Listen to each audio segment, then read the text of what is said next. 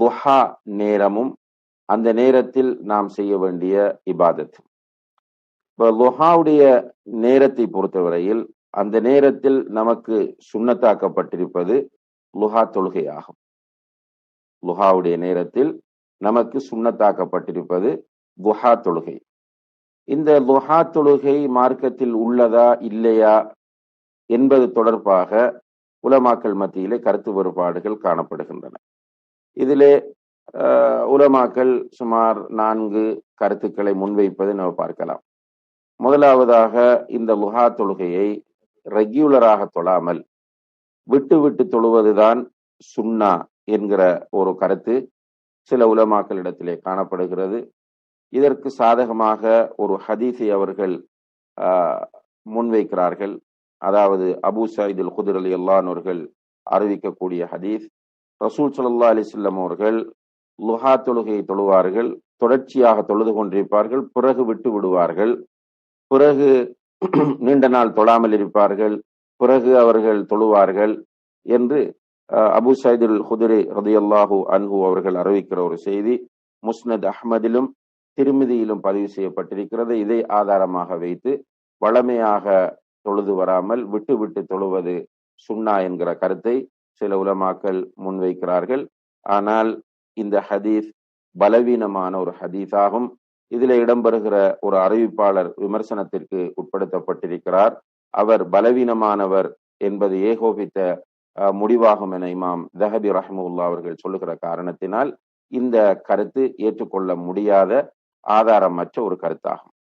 இரண்டாவது ஒரு கருத்து இருக்கிறது, லுஹா தொழுகை என்பது மார்க்கத்தில் உள்ளதே கிடையாது, இது பிதஅத்தான தொழுகை என்கிற ஒரு கருத்தும் சில அறிஞர்கள் மத்தியிலே காணப்படுகிறது. இதற்கு அவர்கள் ஒரு ஹதீஸை ஆதாரமாக கொண்டு வருகிறார்கள். அதாவது மாரஐது ஆயிஷா ரலியல்லாஹு அன்ஹா அவர்கள் சொல்லக்கூடிய செய்தி, மாரஐது ரசூலுல்லாஹி ஸல்லல்லாஹு அலைஹி வஸல்லம் சப்பஹ சுபஹத துஹா வ இன்னி லா உஸப்பிஹுஹா என்று.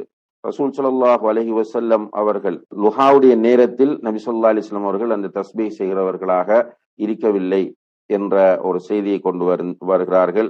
அதே போல புகாரியிலே வரக்கூடிய இன்னும் ஒரு செய்தி, ரசூலுல்லாஹி அலைஹி வஸல்லம் அவர்கள் லுஹா தொழுகை தொழக்கூடியவர்களாக இருந்தார்களா என்று கேட்கப்பட்ட போது, அவ்வாறு இருந்ததாக நான் நினைக்கவில்லை என்று முவர்ரிக் அல் உஜ்லி என்பவர் அறிவிக்கக்கூடிய ஒரு செய்தியை நாம் பார்க்கிறோம். இந்த செய்திகளை வைத்து சில அறிஞர்கள் லுஹா தொழுகை என்பது கிடையாது, அது மார்க்கத்தில் உள்ளதல்ல, அது பிதஅத் என்ற கருத்தை உடையவர்களாக இருக்கிறார்கள். ஆனால் இதிலே இந்த கருத்து வலுவானது கிடையாது. காரணம் என்னவென்றால், இந்த செய்தியை சொல்லக்கூடியவர்களுக்கு ரசூலுல்லாஹி அலைஹி வஸல்லம் அவர்கள் தொழுதார்களா என்பது தெரியாமல் இருந்திருக்கிறது. அதனால் தான் அவர்கள் எனக்கு தெரியாது அல்லது அவர்கள் தொழுததாக நான் கருதவில்லை என்று கூறுகிறார்கள். ஆனால் நிறைய ஆதாரங்கள் அவர்கள் தொழுததாக வருகிறது என்பதனால் இந்த கருத்தும் ஏற்புடையதல்ல.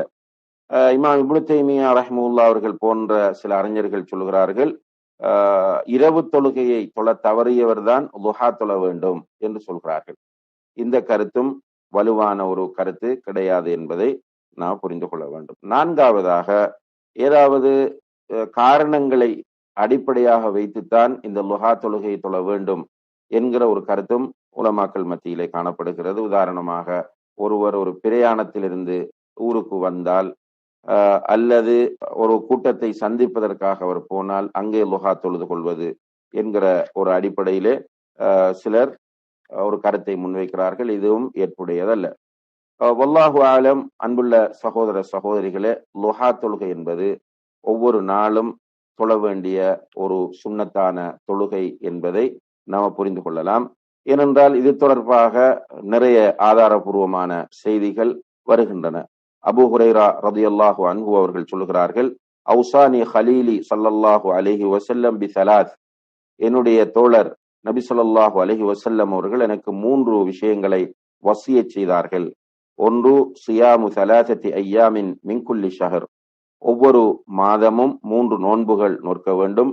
வரகாத்தை துஹா, 2 ரகாத் லுஹா தொழ வேண்டும்.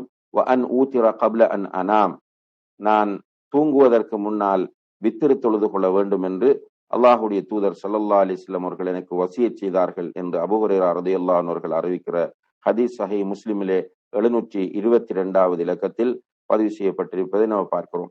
எனவே இந்த ஹதீஸிலே 3 விஷயங்களை வசியச் செய்கிறார்கள். அதிலே ஒன்றுதான் லுஹா தொழுகை என்பதை நாம் தெளிவாக புரிய முடிகிறது. இதே வசியத்தை அபூதர்தா ரலியல்லாஹு அன்ஹு அவர்களுக்கு நபி ஸல்லல்லாஹு அலைஹி வஸல்லம் அவர்கள் செய்ததாகவும் முஸ்லிமிலே பதிவு செய்யப்பட்டிருப்பதை பார்க்கிறோம். அதே போல அபூதர் ரலியல்லாஹு அன்ஹு அவர்களுக்கும் இதே வசியத்தை, அதாவது வித்ரு தொழுகை, ஒவ்வொரு மாதமும் 3 நோன்பு நோட்பது, லுஹா தொழுகை ஆகிய தொழுகைகளை வசியச் செய்ததாக நபி ஸல்லல்லாஹு அலைஹி வஸல்லம் அவர்கள் வசியச் செய்ததாக சுனனுன் நசாஇ போன்ற ஹதீஸ் நூல்களிலே நாம் பார்க்கிறோம். எனவே நபி ஸல்லல்லாஹு அலைஹி வஸல்லம் அவர்கள் இந்த லுஹா தொழுகையை வசியச் செய்திருக்கிறார்கள். அபூ ஹுரைரா, அபூ தர்தா, அபூதர் ரலியல்லாஹு அன்ஹும் போன்ற நபித்தோழர்களுக்கு வசியச் செய்திருக்கிறார்கள் என்பதை பார்க்கிறோம். அதே போல அபூதர் ரலியல்லாஹு அன்ஹு அவர்கள் அறிவிக்கிற ஒரு ஹதீஸ், நபி ஸல்லல்லாஹு அலைஹி வஸல்லம் அவர்கள் சொன்னார்கள், யுஸ்பிஹு அலா குல்லி சுலாமா மின் அஹதிக்கும் சதகா, உங்கள் ஒவ்வொருவருடைய மூட்டுக்கும் நீங்கள் சதகா கொடுக்க வேண்டியிருக்கிறது என்று சொன்னார்கள். நம்முடைய உடம்பில் உள்ள ஜாயிண்ட் மூட்டுக்கள் இருக்கின்றனவே, ஒவ்வொரு மூட்டுக்காகவும் நீங்கள் அல்லாஹுக்கு சதகா கொடுக்க வேண்டும். அதிலே ஃபகுல்லு தஸ்பீஹத்தின் சதகா, நீங்கள் செய்கிற ஒவ்வொரு சுபஹான் அல்லாஹ் என்ற வார்த்தையும் தஸ்பீஹும் சதகாவாகும். வகுல்லு தஹ்மீதத்தின் சதகா, அதே போல அல்ஹம்துலில்லாஹ் என்று நீங்கள் சொல்லுகிற வார்த்தையும் சதகாவாகும். வகுல்லு தஹ்லீலத்தின் சதகா, லா இலாஹ இல்லல்லாஹ் என்று நீங்கள் சொல்லுகிற ஒவ்வொரு வார்த்தையும் சதகாவாகும். வகுல்லு தக்பீரத்தின் சதகா, அல்லாஹு அக்பர் என்று நீங்கள் சொல்லுகிற ஒவ்வொரு தக்பீரும் சதகாவாகும். வ அம்ரும் பில் மஅரூஃபி சதகா, நன்மை ஏவுவதும் சதகாவாகும், தீமையை தடுப்பதும் சதகாவாகும். வ யுஜ்ஸிஉ மின் ذلك ركعتان يركعهما من الضحى, இவை எல்லாவற்றுக்கும் பொதுவாக லுஹாவுடைய நேரத்தில் 2 ரக்காத் தொழுவது போதுமானது என்று நபி ஸல்லல்லாஹு அலைஹி வஸல்லம் அவர்கள் சொல்லக்கூடிய ஹதீஸ் சஹீஹ் முஸ்லிமிலே 720வது இலக்கத்திலே பதிவு செய்யப்பட்டிருப்பதை நாம் பார்க்கிறோம். எனவே இவ்வாறான ஆதாரபூர்வமான ஹதீஸ்களை வைத்து நாம் வரக்கூடிய முடிவு என்னவென்று கேட்டால், லுஹா தொழுகை என்பது ஒவ்வொரு நாளும் நாம் நிறைவேற்ற வேண்டிய சுன்னத் என்பதை நாம் புரிந்து கொள்ளலாம். அன்புள்ள சகோதர சகோதரிகளே, லுஹா தொழுகையினுடைய நேரம் எது, லுஹா தொழுகையினுடைய நேரம் எது என்பதை பொறுத்தவரையில் பொதுவாக லுஹா தொழுகையினுடைய நேரம் சூரியன் உதித்து ஒரு ஈட்டியின் அளவு உயர்ந்து விடுகிறது. சூரியன் உதித்து ஒரு ஈட்டி அளவு அது உயர்கிற போது லுஹா தொழுகையினுடைய நேரம் ஆரம்பமாகிறது. சூரியன் உச்சியை அடைவதற்கு, அதாவது லுஹருக்கு ஒரு 10 நிமிடங்களுக்கு முதல் வரைக்கும் லுஹாவுடைய நேரம் இருக்கிறது. அப்ப சூரியன் உதித்து ஒரு 10-15 நிமிடங்களிலிருந்து லுஹா தொழுகை நேரம் ஆரம்பித்து லுஹருடைய நேரம் வருவதற்கு ஒரு 10-15 நிமிடங்களுக்கு முன்னால் வரைக்கும் லுஹாவுடைய நேரம் இருக்கிறது என்பதை நாம் புரிந்து கொள்ளலாம்.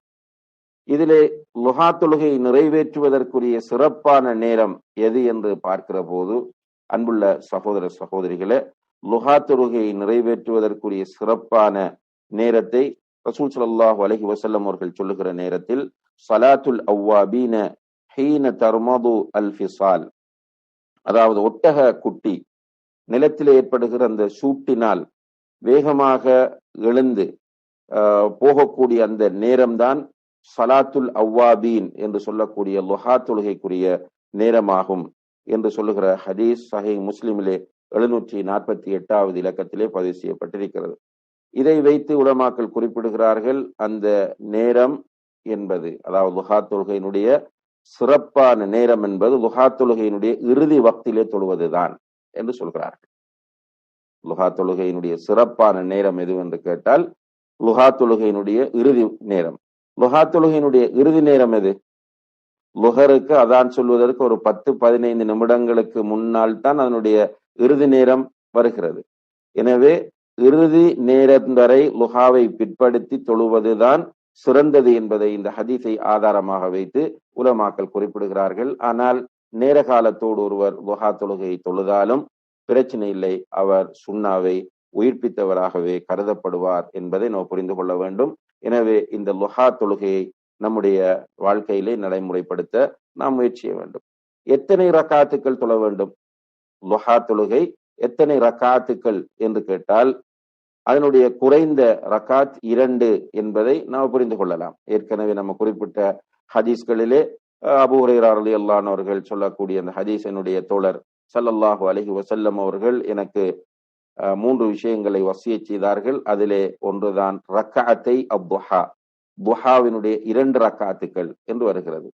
எனவே லுஹாவினுடைய குறைந்தபட்ச எண்ணிக்கை 2 ரக்காத்துக்கள் என்பதை நாம் புரிந்து கொள்ளலாம்.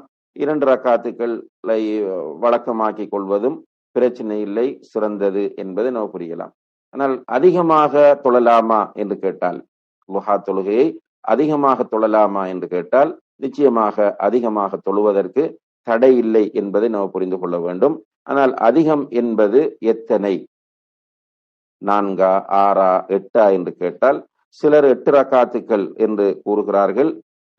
ஆனால் வல்லாஹு ஆலம் அதிலே 8 என்று நிர்ணயிப்பதற்கு தெளிவான சான்றுகள் எதுவும் இல்லை என்பதனால் லுஹா தொழுகை எத்தனை ரக்காத்துக்களும் 2 2ஆக தொழுது கொள்ளலாம் என்பதை நாம் புரிந்து கொள்ள வேண்டும். வல்லாஹு தஆலா ஆலம்.